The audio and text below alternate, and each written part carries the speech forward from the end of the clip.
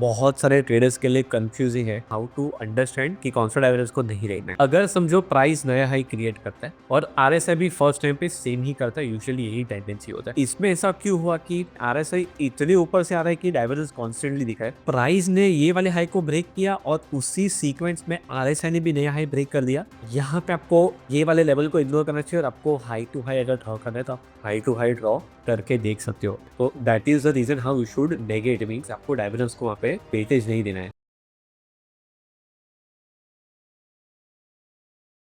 Hi friends, आज हम एक ऐसे टॉपिक पे बात करने वाले हैं जो बहुत सारे ट्रेडर्स के लिए कंफ्यूजिंग है, और वो है पॉजिटिव और नेगेटिव डाइवर्जेंस, और वो भी रिलेटिव स्ट्रेंथ इंडेक्स में जो है आरएसआई।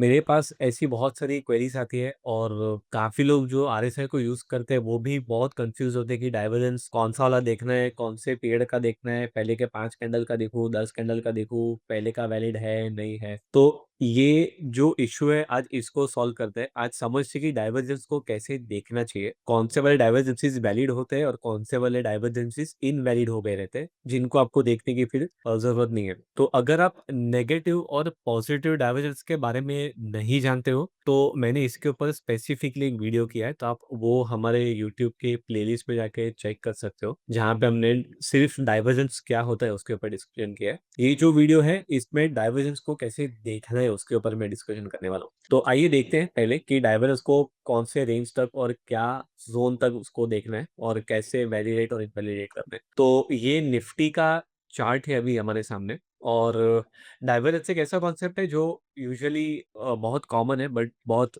लेवल पे मिसअंडरस्टूड भी है। तो अगर हम निफ्टी के चार्ट को देखें और अगर मैं डाइवर्जेंस वाले विंडो पे आता हूँ तो 1991 से लेके अगर आप देखोगे तो 1992 सॉरी, तो हर्षद मेहता के हाई से जो है अगर हम देखोगे तो आरएसआई में डाइवर्जेंस ही चालू है, राइट। वैसे टेक्निकली देखते हैं तो परफेक्ट डाइवर्जेंस है, राइट। और अगर हम देखोगे तो प्राइस ऊपर जा रहा है लेकिन आरएसआई नया हाई नहीं मार रहा है। सो नाउ डाइवर्जेंस अगर हम देखोगे तो 1991 से ही चल रहा है। तो ये डाइवर्जेंस देखना चाहिए कि नहीं देखना चाहिए, और ये वैलिड डाइवर्जेंस है कि नहीं है, राइट। सो पहले समझते हैं कि how does the divergence typically looks like and how to understand कि कौन सा डाइवर्जेंस को नहीं रहना है। और मैं आपको ये भी समझा दूं कि इतना डाइवर्जेंस इतने सालों का कैसे दिख रहा है चार्ट में। तो फर्स्ट थिंग आरएसआई में यूजुअली जब भी प्राइस नया हाई क्रिएट करता है और आरएसआई नया हाई क्रिएट नहीं करता है, this is basically known as loss of momentum, और मार्केट में बाइंग ट्रेंड नहीं है, इसके लिए ये सिचुएशन आती है और इसको नेगेटिव डाइवर्जेंस हम बोलते हैं, जिससे मार्केट का जो ट्रेंड है वो डाउन साइड में चेंज हो जाता है। सो टिपिकली अगेन मैं अगर रिपीट करूँ तो प्राइस मेक्स न्यू हाइस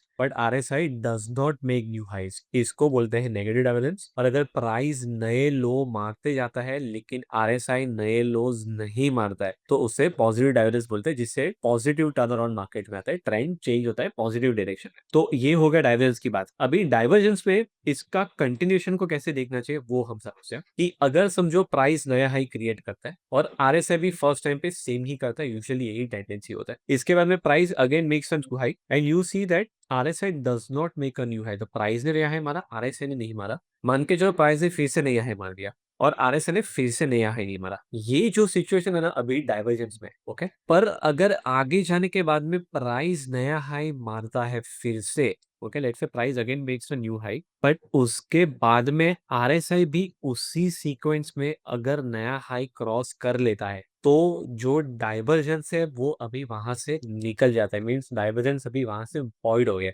ओके, तो आपको दिखेगा कि अगर ये वाले हाई के सामने तो मार्केट अभी हाई पे ही है, तो वैसे अगर आप देखोगे तो आपका डाइवर्जेंस हमेशा दिखेगा जो निफ्टी में 1991 से दिख रहा है। तो अगर आपको दिखता है कि उसी सीरीज में या सीक्वेंस में प्राइस और आरएसआई ने फिर से नया हाई रिक्लेम दोनों ने कर लिया है, तो आपको ये हाई या फिर ये हाई और ये किसी को भी देखने का जरूरत नहीं, because this was already a continuation and continuation में ही वो ब्रेक हुआ है। So in at this point you don't have to worry about any previous highs, that highs already taken out, market is off the divergence। तो अभी divergence के phase में वो नहीं है, ओके। तो अभी हमने जब भी ये सिचुएशन यहाँ पे देखी तो इसमें ऐसा क्यों हुआ कि प्राइस आई मीन आरएसआई इतने ऊपर से आ रहा है कि डाइवर्जेंस कॉन्स्टेंटली दिखा है। इसका रीजन ये है कि आरएसआई जो है ना वो मोमेंटम इंडिकेटर है और आरएसआई ना परसेंटेज चेंज पे चल रहा है। तो एनएसई के लिस्टिंग के बाद अगर आप देखोगे तो 14 दिन के पीरियड में या जो भी 14 कैंडल्स के पीरियड में होगा तो उसने कितना परसेंटेज गेन कर लिया था ऑलरेडी। उसने इस लो से लेके इस हाई में ऑलरेडी 400 टके का गेन किया है। 14-15 दिन में 400 टके का गेन निफ्टी में आज तक कभी हुआ ही नहीं है। तो जितना फास्ट मूवमेंट आता है उतना आरएसआई ओवरबॉट में 80 90 95 के लेवल्स में चले जाता है। इसीलिए आपको यहाँ पे आरएसआई 90 पे दिख रहा है, बट बिकॉज इट वाज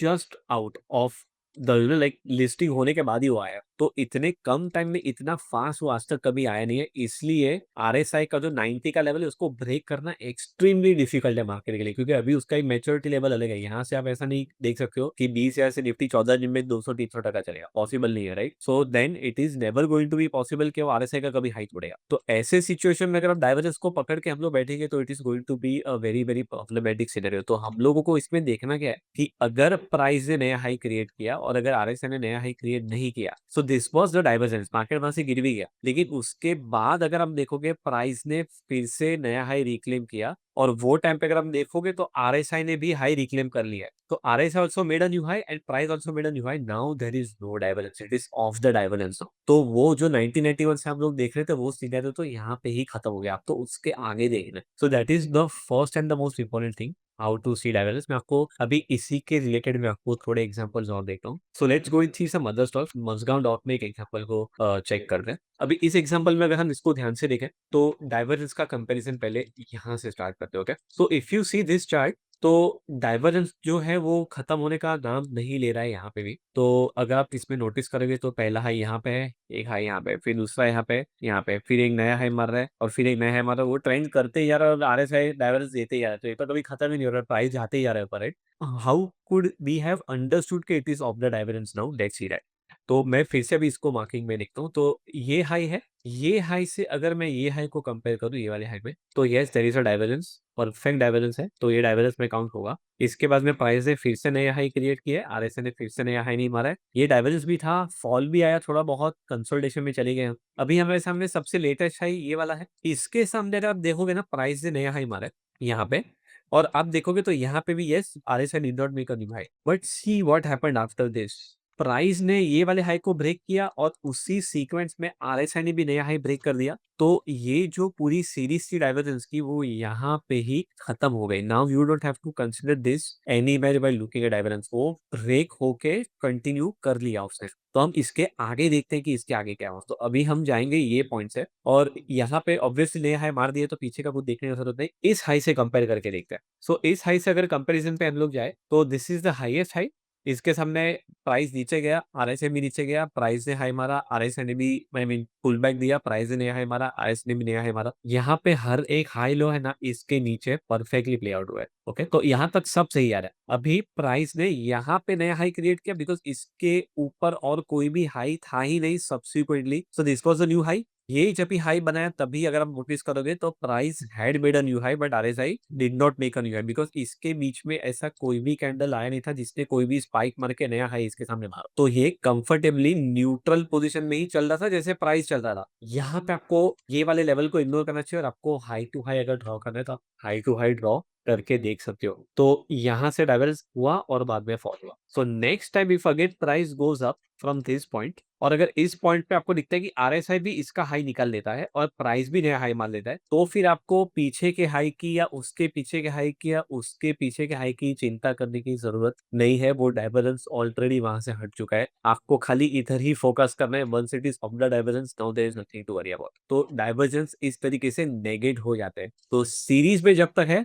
तब तक ठीक है, लेकिन when it goes off the series you just have to avoid it. Let's see one more example. Bajaj auto की चार्ट पे भी सेम सिचुएशन है। प्राइस नए हाई मार रहा है, आरएसआई नए हाईज नहीं मार रहा है, लेकिन उसके बाद में प्राइस ने फिर से नया हाई मारा और उसी रीड के सीक्वेंस में आरएसआई ने भी नया हाई मार दिया। This is of the divergence. अभी डाइवर्जेंस दिए, प्राइस ने स्मूथ मूवमेंट दिया। So now you don't have to worry about any other divergence from the past या उसके पीछे या उसके पहले या लाइक 100 साल पहले के ज़माने में वो सब जाने का ज़रूरत नहीं है, वरना आप कोई ट्रेड ही नहीं ले पाओगे। तो that is the reason how you should negate means आपको डाइवर्जेंस को वहाँ पे वेटेज नहीं देना है। तो इसलिए हमेशा रिसेंट डेटा में देखो और देखो अगर हाइज़ टेक आउट हुआ है कि नहीं है और वो सीरीज़ ब्रेक हो गया है कि नहीं। तो इस तरीके से आप देख सकते हो कि डाइवर्जेंसीज़ में आपको पीछे के कौन से हाइज़ को देना है देखना है और कौन से हाइज़ को नहीं देखना है। तो this will make your divergences more clearer, simpler. अगर कोई भी अननेसेसरी डाइवर्जेंस को डाइवर्जेंस समझ के ट्रेड नहीं मारोगे। तो आई होप आपको ये डाइवर्जेंस का सीक्वेंस समझ में आया। अगर आप पॉजिटिव और नेगेटिव डाइवर्जेंस को और डिटेल में देखना चाहते हो, तो आप हमारे यूट्यूब के बाकी प्लेलिस्ट को चेक कीजिए, वहाँ पे डाइवर्जेंस के ऊपर ऑलरेडी एक डिटेल में वीडियो है। So make sure to check it out. I hope आपको ये वैल्यूएबल वीडियो लगा और आपको समझ में आया और आपको डाइवर्जेंस के ऊपर थोड़ी बहुत क्लैरिटी मिली। तो ऐसे ही वीडियोज़ देखने के लिए आप हमारे कमेंट सेक्शन में पोस्ट कर सकते हो आपको किस तरीके के वीडियो चाहिए। तो विल मेक श्योर कि हम वो वाली वीडियोज़ आपके सामने लेकर आए।